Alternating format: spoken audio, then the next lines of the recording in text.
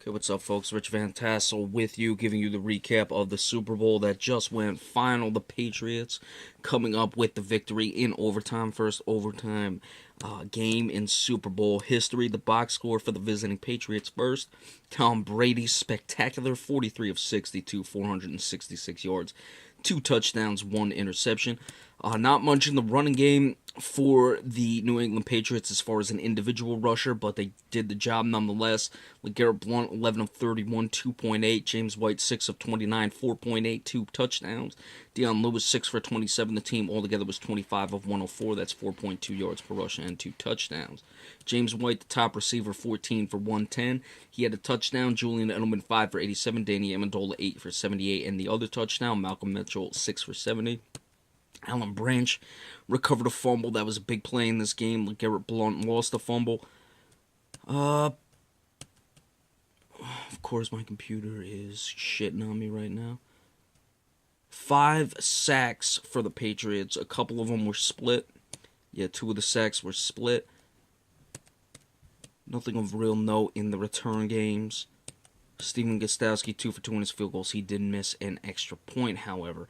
For the Falcons, Matt Ryan, 17 of 23, 284 yards, 2 touchdowns, no interceptions. Devontae Freeman, 11 of 75 running ball, 6.8 yards per rush, and a touchdown. Tevin Coleman, 7 of 29, the team altogether 18 of 104, 5.8 yards per rush, 1 touchdown.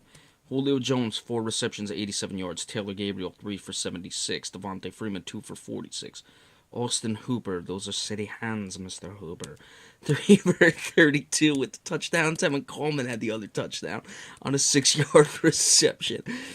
Robert Alford recovered a fumble. Matt Ryan lost a fumble. That was the one that was recovered by Branch. We'll get into that in a moment.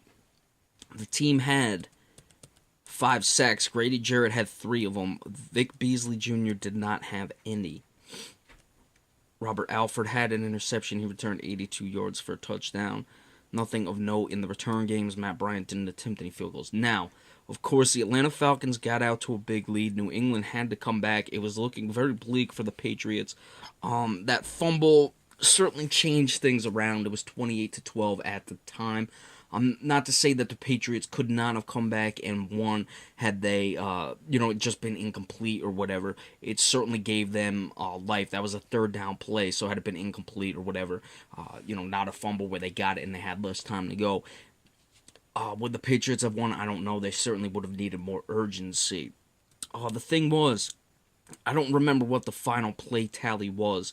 At one point, the Patriots had ran about double. I'm assuming they were much higher than double the amount of plays, especially after the overtime where the Falcons did not touch the ball. Let's see if I can see total plays, 93-46. So yeah, just over twice the amount of plays. So Atlanta was doing their damage. They got 7 points on the interception return, of course. They were just getting big plays down the field. They had a fumble early that allowed them to do it.